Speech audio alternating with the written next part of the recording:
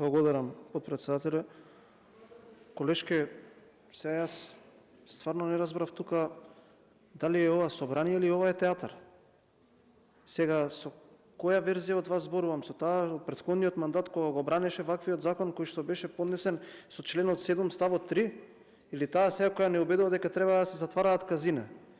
Па еве колешката е до вас, прашајте ја нејзи. 2021 година со подпис на Артан Груби вашата влада поднесе закон во собранието каде што требаше да се формира покрај македонска лотарија уште едно паралелно друштво за да доделите нови лиценци за коцкање. Па ето ако ви го блокиравме, имаше автентично толкување, колешката од вас го имаше подпишано. Знаете кое тројство вие го формиравте во законот за игри на среќа? Влада Артан Груби, Министерство за финансии и ресорниот министер и лотарија Перпарин Бајрами. Па вие кога бевте на власт формиравте 4 нови, односно издадовте 4 лиценци за 4 друштва на игри на среќа, едното онлайн и 3 видео лотари. Потоа ние заедно со колегите од ВЛН поднесовме автентично толкување со кој што ви ги затворивме тие друштва. Сега, заради тоа што сакате да зборуваме со факти, Стево Пендаровски не ви го подпиша законот кој што го избуткавте на сила во собранието. А знаете како го истуркавте на сила, зашто претседател на Комисија за европски прашања беше Арбер Адеми. Знаете што кажа Стево Пендаровски на вашиот закон? Дека е злоупотребена процедурата со европското знаменце. Знаете ли што е различно сега со овој закон, зашто викате дека е ист? Не е ист, зашто лажете? Зашто лажете? Прво, нема паралелен приредувач на игри на среќа. Тоа е една работа. Второ, не може да се мултиплицираат лиценците без некој да плати.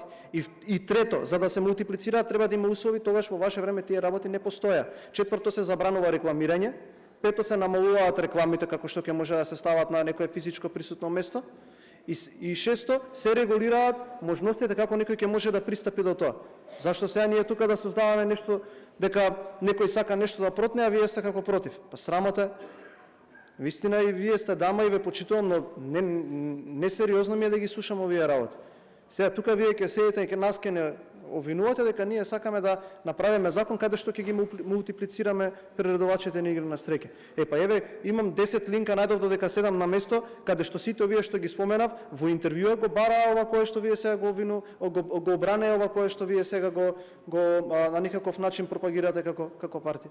Ве молам да бидеме малку посериозни. Во ред ја разбирам политика, ама во оваа насока мора да знаеме кој што и каков кредибилитет има да збори за оваа тема. Од овој момент натака како ќе биде изгласан овој закон за игри на среќа, сите овие нешта кои што тогаш вие ги пропагиравте, а се негативни во општеството ќе бидат надминати и ќе бидат решени. Благодарам.